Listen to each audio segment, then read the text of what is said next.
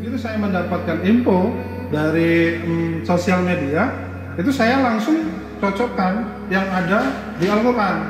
Jadi begitu saya dapatin dari dalam Al-Quran, saya lemas. Karena di situ ada satu ancaman bahwasanya orang yang sudah tahu riba, tetap mengambil riba, itu akan kekal di neraka. Masya Allah. Nauzubillah.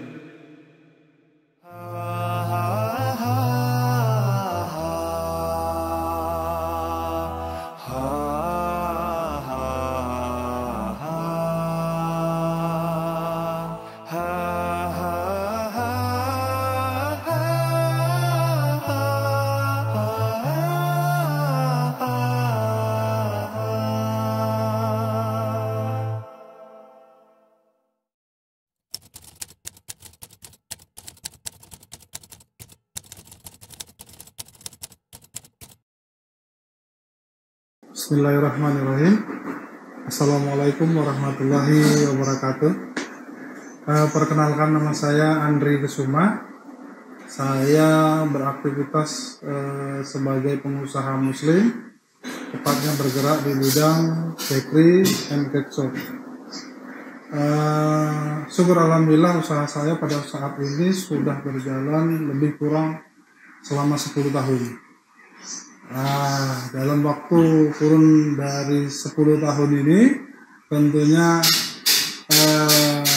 cobaan lika-liku dari menjalankan usaha selama 10 tahun ini sudah banyak dilalui gitu. Belajar dari banyak permasalahan yang terjadi. Yang paling membuat saya merasa sangat tertekan pada waktu itu, saya menjadi korban dari sistem riba yang berkembang dalam dunia perdagangan sekarang ini. Sistemnya sungguh sangat sistematis sehingga kita tanpa sadar menjadi korban dari sistem riba ini. Riba dalam arti bahasa itu adalah penambahan, tapi kalau dalam bahasa orang Medan itu riba yang orang kenal adalah rentenir. Rentenir di mana setiap kita pinjam itu ada bunganya, setiap kita terlambat ada dendanya. Dari pengalaman menjalankan usaha dalam sistem jual beli yang kami terapkan, itu adalah penjualan cash. Artinya setiap roti bakery yang kami produksi itu langsung dijual di toko yang telah kami sediakan. Saya terjerat riba lebih kurang itu sekitar 6 atau 7 tahun. Lebih tepatnya sekitar 6 tahun. Setelah 6 tahun terjerat riba ini, saya sudah mulai menyadari riba ini sangat mencekik leher dari pengusaha. Kenapa sangat mencekik leher? Karena usaha yang kita jalankan itu keuntungannya terserap atau terambil untuk hanya membayar bunga dari riba. Kenapa bunga riba wajib kita bayar? Karena memang biasanya sistem riba itu di awal pembayaran yang dibayar adalah bunganya terlebih dahulu, bukan pokoknya.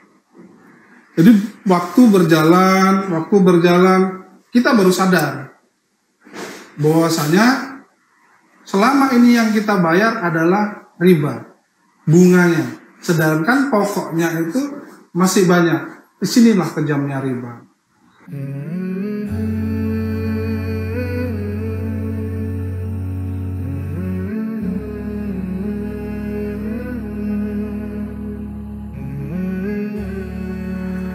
Jadi kesadaran saya tentang bahaya riba ini menjadikan saya kembali untuk berusaha dengan modal yang pas-pasan.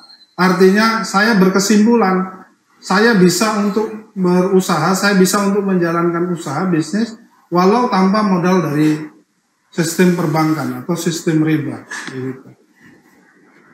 Sekarang saya sudah menjalankan sistem tanpa riba ini itu selama lebih kurang 3 tahun. Awal mula saya mengenal riba ini dari sosial media. Sosial media yang saya pakai pada waktu itu adalah sosmed Facebook.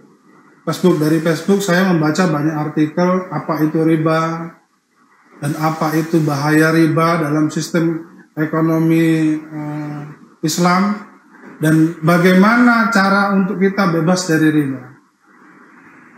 Dalil dari riba ini jelas dalam Al-Quran. Begitu saya mendapatkan info dari Al-Quran, dari sosial media, itu saya langsung cocokkan dari yang ada di Al-Quran. Jadi begitu saya dapatin dari dalam Al-Quran,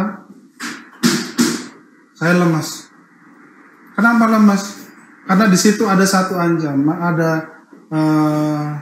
ancaman bahwasanya orang yang sudah tahu riba tetap mengambil riba itu akan kekal di neraka.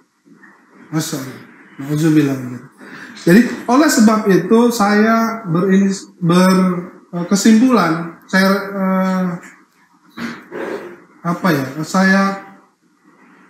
bersepakat antara suami istri, saya rembukan dengan istri saya bahwasanya kita harus meninggalkan sistem riba ini.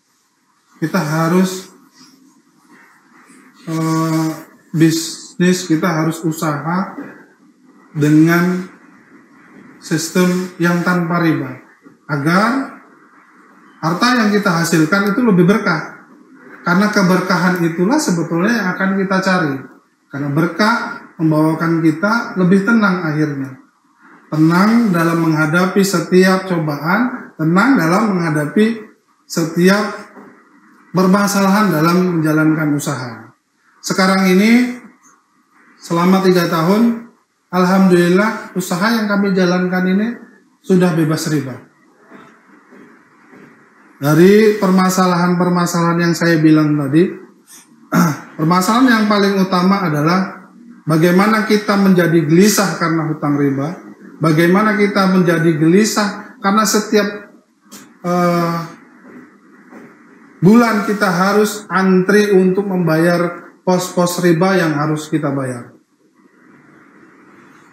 Sekarang ini saya cukup bersantai, artinya saya tidak akan dipusingkan lagi atau batin saya tidak akan tertekan lagi ketika setiap bulan saya tidak mempunyai lagi kewajiban untuk membayar hutang riba. Di mana hutang riba ini sebetulnya sangat mencemaskan hati kita. Di mana tidur menjadi gelisah, istirahat pun menjadi gelisah, liburan menjadi gelisah. Kenapa? Karena di bulan depan belum tentu apa yang kita cari itu sanggup untuk menutup apa hutang-hutang riba yang terlanjur sudah kita ambil. Ada satu kisah yang membuat saya sampai shock.